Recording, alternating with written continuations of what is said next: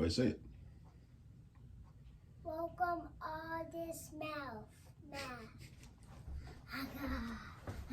Thanks, Bobby. Welcome to All This Math. This is Professor Parker, and for today's lesson, we are going to be graphing an inequality. So you see right here, it says graph x is less than 2. All right. So we graph this on a number line.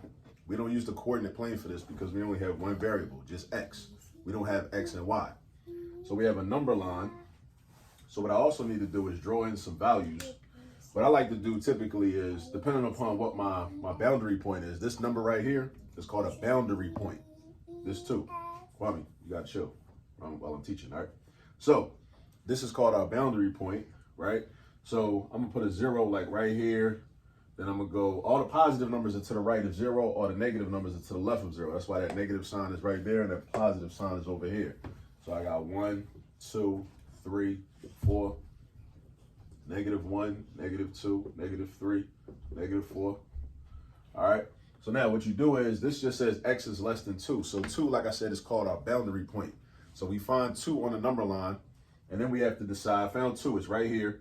I got to decide, am I going to do an open circle or am I going to do a shaded in circle? Open or shaded in? It's going to be open because this is not equal to 2. X is not equal to 2. X is only less than 2. If x were equal to 2, then we would do a shaded in circle. But because it's not equal to 2, we do an open circle. All right. Now, this also says that this says x is less than 2. So therefore, x represents all the numbers, an infinite amount of numbers that are less than 2. It represents 1, 0, -1, -2, -5 billion, -1 trillion, -82, -3.6, all of that. What I like to do is I like to go up and then go over. That's how I like to draw my lines.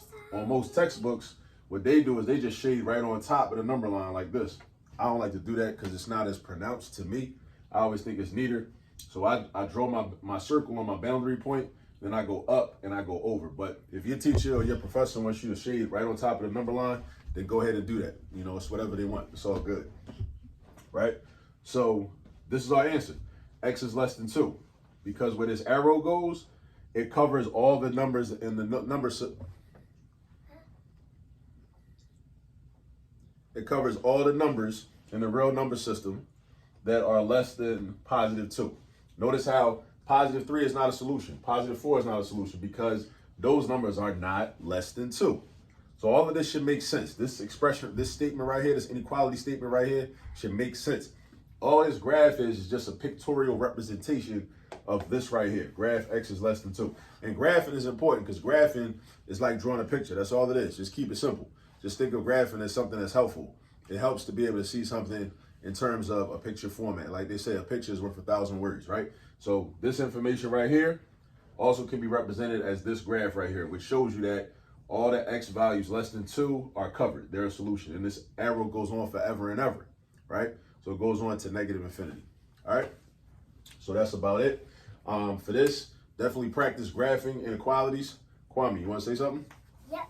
You want to say bye to the people? They can't see you. You got to stand up on a chair.